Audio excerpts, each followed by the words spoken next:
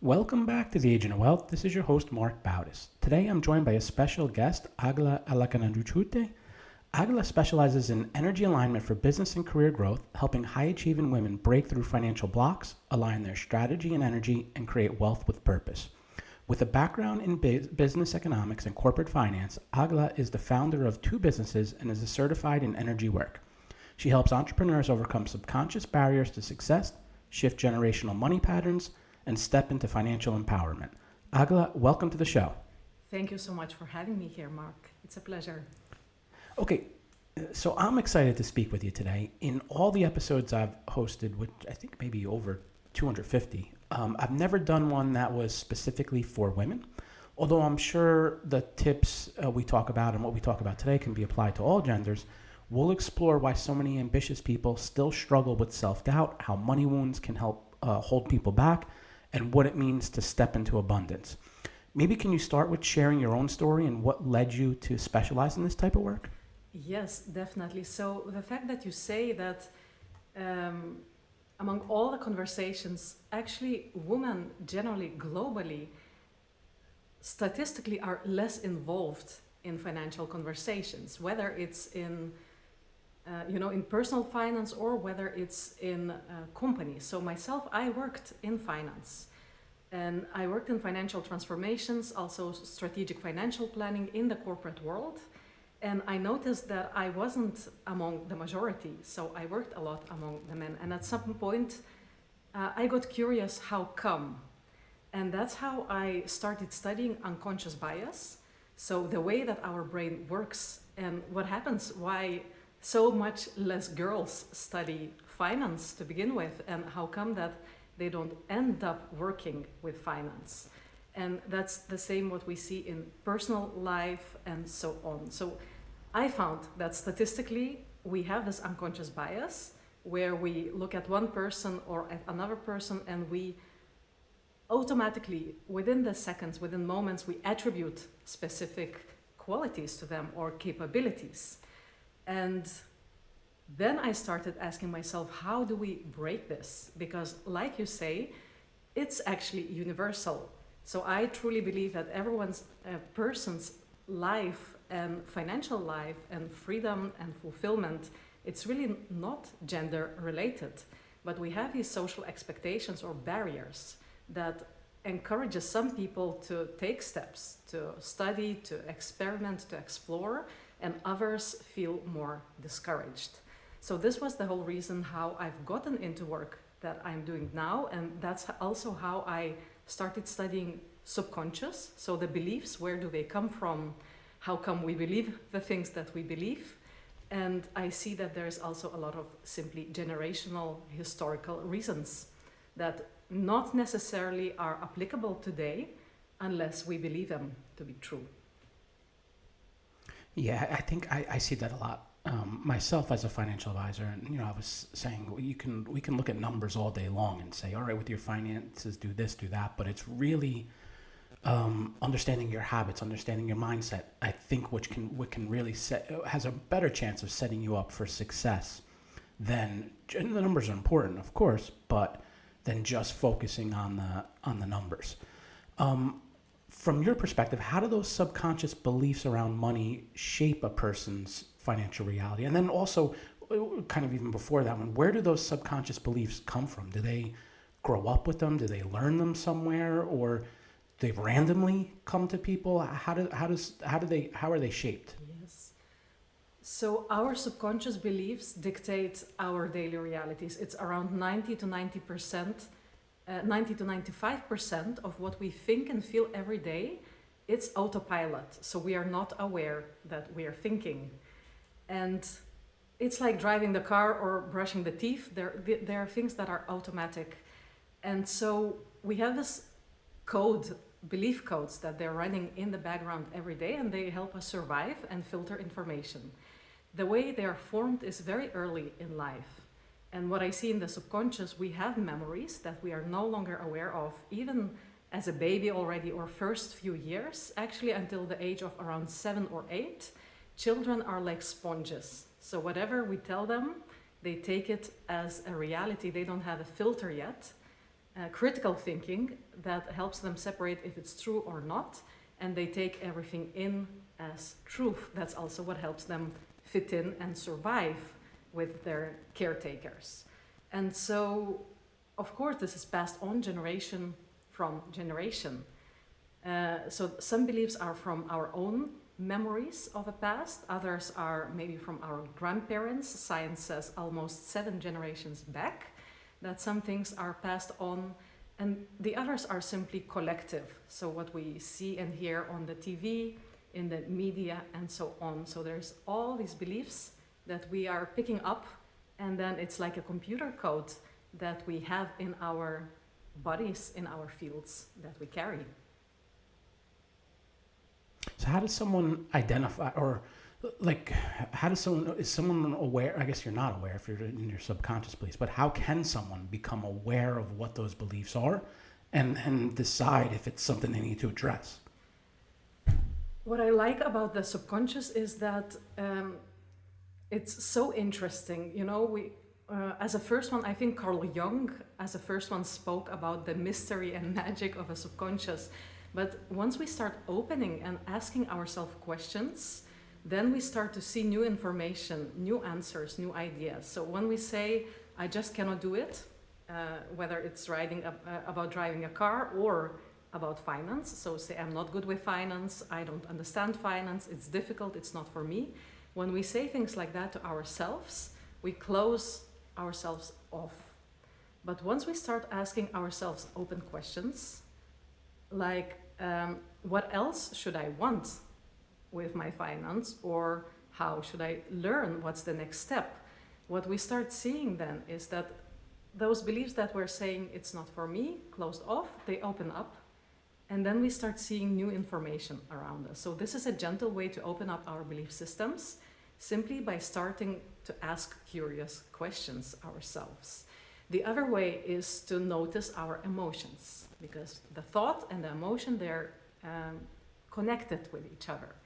And when we feel a frustration or anger or disappointment or even jealousy, a lot of people are not even aware we have these emotions.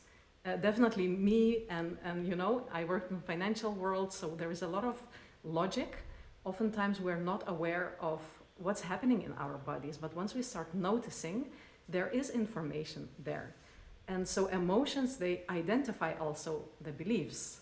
For example, if we see that something annoys us in another person, we tend to believe that it's another person to blame, but in fact we have a belief that that person is mirroring to us, which is leading for us to feel annoyed or frustrated. So that's what's called triggers. And noticing those triggers, and again looking at them with curiosity, is what helps to identify those beliefs. And the third one is when we work, so when I work with the subconscious, we can actually work with the body. So body has wisdom, and with a muscle test, we can see what body believes. It responds like yes or no, and it can lean one way or another depending on whether muscles get tensed or relaxed. So this is the way our body responds to our thoughts and our emotions. What do you do once you identify the subconscious beliefs? Because, like, for example, I'll work with a lot of people and they'll say, I spend too much, you know I spend too much, but it's a habit and I don't know how to break it. Once you identify a belief, how do you, I don't want to say fix it, but address it and maybe improve it? Yes, so identifying the belief is already the first step. A lot of people are not even aware, but what you're now talking about, there are people who have a lot of self-awareness, but because those beliefs are so hardwired and because they're formed so early in life, it's hard to break them. And also in that belief, there is always a benefit. So for example, a lot of people unconsciously carry a belief, I'm not worth it. And that belief maybe helped to create belonging or safety. And starting to act against that belief already feels dangerous. So the body will try to do everything it can to prevent. And that's why you see people get money, and then if money feels unsafe, like lottery winners, then the body starts to get rid of that money as soon as possible to feel safe again, to come back to the neutral state of being. And how do we change that is, of course, one way is to train through years and years, train. People do affirmations, they start to, open up or immerse themselves in situations where they can learn something new, but this is the hard way. This is what takes years to rewire yourself. This is neuroplasticity. So new connections are being formed in the brain by practicing, like muscles. But this is a hard work. The work I do is that we actually, in a session, it's a form of meditation that helps us go to the root where the belief has been formed, and we release it. So we work with consciousness, with awareness, and then we see what were the benefits, what kind of emotions that belief was protecting from or providing with, and then simply through conversation, in a deeply relaxed state, we can change the belief so that it's no longer hardwired. I want to shift a little bit to working with entrepreneurs. What are some of the limiting beliefs you've seen with entrepreneurs that are holding them back? There is depending on the stage where someone is in their entrepreneurship journey, why a lot of people are in their regular jobs is because the safety, the salary gives the safety. Now, when someone steps into the entrepreneurship, there is so much more self-leadership required because there is no one else who can ensure you will get paid. So there is so much more self-leadership that's being asked. And with that comes a lot of fears. There comes doubts, fears of visibility, uncertainty, whether I'll be capable or not, speaking your own truth, so saying what you really mean, all kind of things like that, they come to the surface. Because, like you said, looking at the numbers with the logic, it's quite easy to plan. The business plan can be easy, a product, the sales, and so on. But once we are in the human connection, or when we have to actually do it, then there are a lot of those subconscious patterns that they come up. There is another one that you see also with the successful entrepreneurs who reach their milestones, and people expect that by having a money or by having the milestone, they will feel something. They will feel fulfilled. They will maybe get approval from the loved ones and so on. So the milestone would be a means to an end. But once they reach the milestone, they notice that it didn't bring what they expected. So one of the other beliefs is that I am actually already full, I am complete, I am whole, and there is nothing else needed to fulfill me. While a lot of people are looking for that validation or success from outside in. And once we start clearing those beliefs, you see that also in a lot of films, in the classic films, a lot of famous people and a lot of successful people, they're reaching either for validation of their mother or their father or someone dear to them. And by rewiring those beliefs, we simply disentangle. We see that the milestone or the success by itself is not providing necessarily the other side or the other expectation, and that the two can be created separately from each other.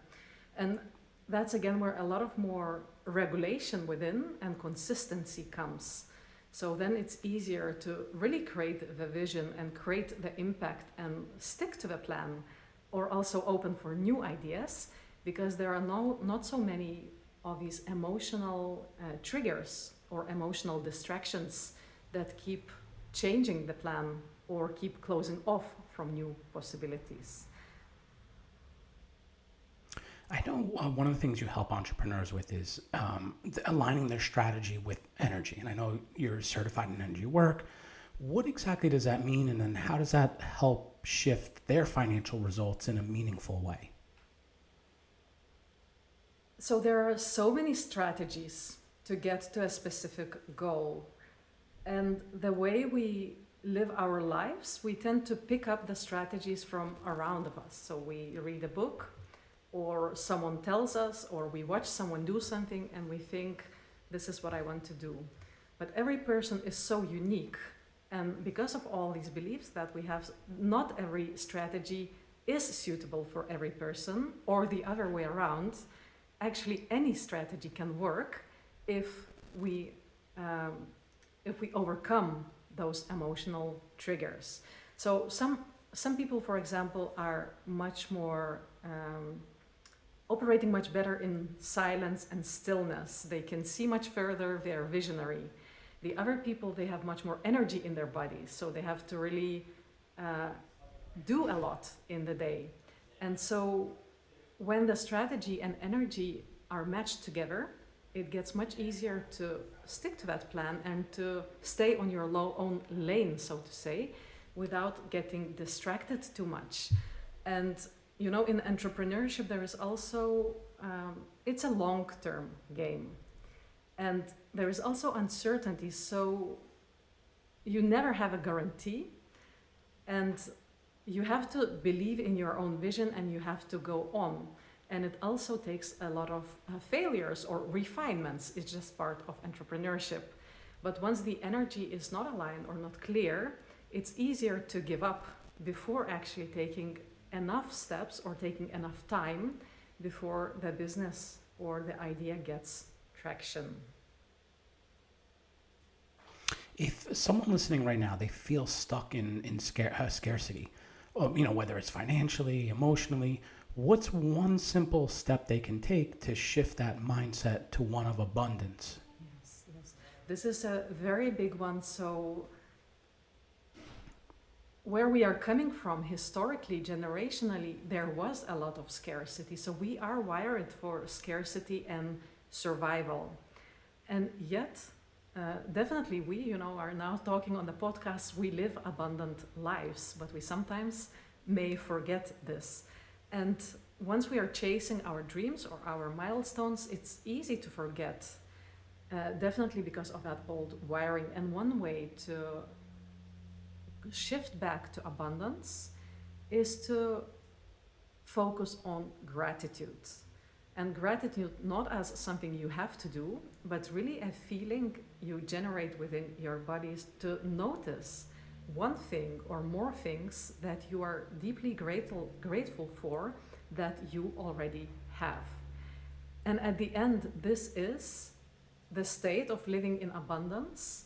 So sometimes we might be chasing the milestones which seem in the future, but an ability to notice how much we already have, and that most important things may already be present or may be possible to create in presence. You know, it can be a good cup of coffee or a moment or a call with a close one. Anything like that can already give deep, fulfilling feelings of gratitude if we only start consciously paying attention to that. And the interesting thing is, the more we get into the state of gratitude, the easier it also starts to get to generate business results, because we start to think more in possibilities, more in collaboration, more in connection, which at the end brings in also benefits for the business, rather than the scarcity mindset, which can be fierce competition, unsafety, or loneliness or isolation. So gratitude is definitely one way, one practice to shift into this state of abundance. What are some of the trends you see in your work? Like a lot of people will come on and say, oh, artificial intelligence or technology is helping with this. Or is there new research that has come out recently? Where do you see the work or the field evolving to over time?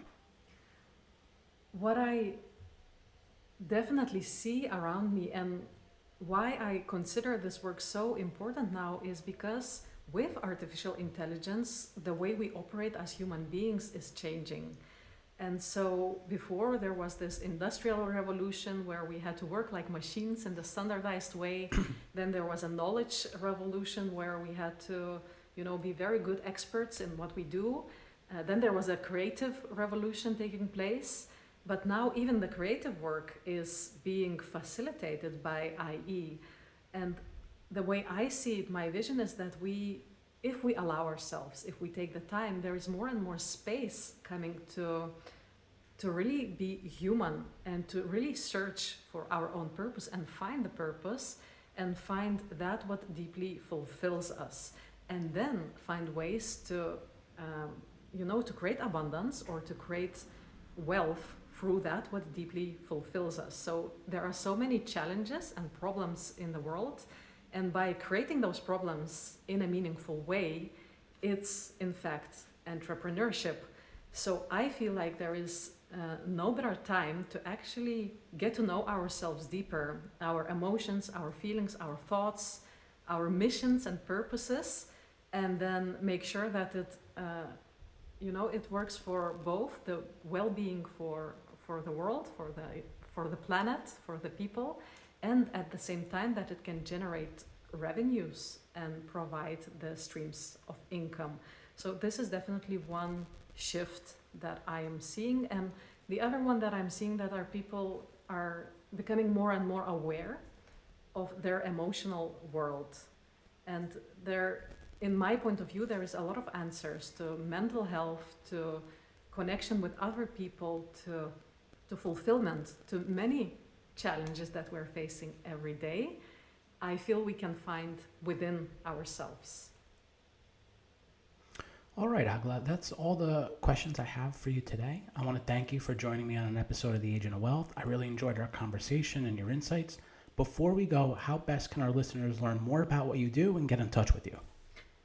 So I am on 3 social media platforms. That's Facebook, Instagram, and LinkedIn, especially LinkedIn. And my handle is my first name and last name, Egle Aleknaviciute. I also have a website where listeners can find a free scan, a 16-question test to test yourself with which main limiting beliefs are holding back from creating that abundance and creating the wealth that they desire. So I invite to take the free test on my website, which can be found through any of my social media platforms. Great. We'll include all that information in the resources section of the show notes. Thanks again, Egle, and thank you to everyone who tuned in to today's episode. Thank you so much.